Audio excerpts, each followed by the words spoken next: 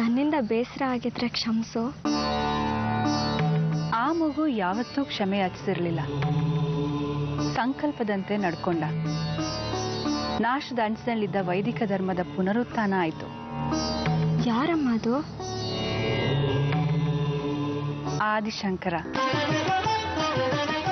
ಶಾರದಾಂಬೆ ಅವತರಿಸೋಕೆ ಅವರೇ ಅಲ್ವಾ ಮೂಲ ಕಾರಣ? ಹೌದು ಮಗು. ಇನ್ ಮುಂದೆ ನಿನ್ನ ಕೈ ಹಿಡಿದು ನಡೆಸೋದು ಶಾರದಾಂಬೆ. ನನ್ನ ಮನಸ್ಸಿನಲ್ಲಿ ಸಣ್ಣ ಆತಂಕನೂ ಕೂಡ ಆಗ್ತಾ ಇದೆ ದಣಿ. ಯಾಕೆ ಈ ವರ್ಷ ನೀವು 2 ಅದ್ಭುತವಾದ ಮಹತ್ಕಾರ್ಯಗಳಿಗೆ ಕೈ ಹಾಕಿದ್ರಿ. ಮೊದಲನೇದಂತೂ ನೆರವೇರಲೇ ಇಲ್ಲ. ಇನ್ನು ಎರಡನೇದು ಏನ್ ಹೇಳ್ತಾ ಇದೆಯಾ ಭೂಪಾಲು? ಶಂಕ ನಿಮ್ಮ ಮನೆಗೆ ಬಂದಿತ್ತು, ನೀವು ಅದನ್ನು ಪಡ್ಕೊಳ್ಳೋದ್ರಲ್ಲಿದ್ರಿ. ಕೈ ತಪ್ಪೋಯ್ತು. ಈಗ ಚಿಕ್ಕ ದಣಿಗಳ ಮದುವೆ, ಕಿರೀಟ ಬಿದ್ದಿದ್ದು ದಣಿ ಅಪಶಕನಂತ ನನಗೆ ಅನಿಸ್ತಾ ಇದೆ.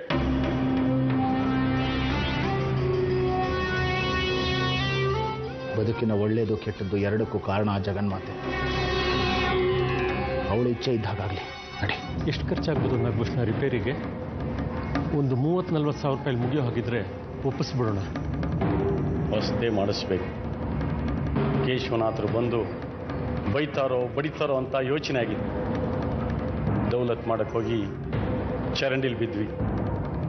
ಅಮ್ಮನವ್ರ ಶಾಪ ಬೇರೆ ತಡೆದಾಗಾಯ್ತು.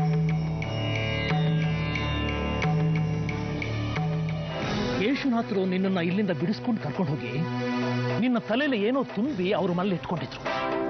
ಆಗ ನನ್ನ ತಲೆ ಸರಿ ಇರಲಿಲ್ಲ ಅಷ್ಟೇ. ನಿನಗೆ ಪ್ರಾಣ ಅಪಾಯ ಆಗಿತ್ತು ಅವರಿಂದಲೇ. ನಿನಗೇನೋ ಕೆಲಸ ವಹಿಸಿದ್ರು, ಲಾಭಕ್ಕೋಸ್ಕರ ದ್ರೋಹ ಮಾಡಿದ್ರು. ಬರ್ತೀನಿ. ನಿಂತ್ಕೊಳ್ಳಲೆ. ದೇವಿ ನನ್ನ ಮಗಳು, ಅವಳ ಬದುಕು ನಾಶ ಆಗೋದು ಬೇಡ. ಆಗೋದನ್ನ ಯಾರು ತಡೆಯಕ್ಕಾಗಲ್ಲ, ಎಲ್ಲ ಹಣೆ ಬರಹ. ನಿನ್ನ ತಾಯಿ ಮೇಲೆ ಆಣೆ ಮಾಡಿ ಹೇಳೋ, ಕೇಶವನಾಥರಿಂದ ನಿನಗೇನೂ ಆಗಿಲ್ಲ ಅಂತ.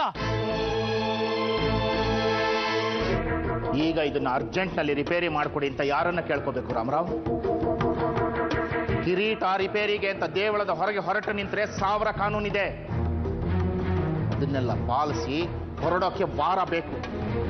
ಇದೆಲ್ಲ ನಿಮಗೆಲ್ಲ ಅರ್ಥ ಆಗುತ್ತೆ. ಕೆಲಸಕ್ಕೆ ಬಾರದ ಅಧಿಕಾರ ತೋರಿಸಿ ದೇವಸ್ಥಾನಕ್ಕೆ ಬಂದ ಹೆಂಗಸರೆದ್ರು ಮೆರೆದು ಬಿಡಬೇಕು ಅಲ್ವಾ? ಇವರೆಲ್ಲರ ಮೇಲೂ ಅಧಿಕಾರ ದುರುಪಯೋಗ ಅಂತ ಚೌಕಾಸ್ ನೋಟಿಸ್ ಕೊಟ್ಟು ಕೆಲಸದಿಂದ ಕಿತ್ತಾಕ್ಬಿಡ್ತಾನೆ. ಅಯ್ಯಯ್ಯೋ, ದಯವಿಟ್ಟು ಹಾಗೆ ಮಾಡಬೇಡಿ ದಣಿ.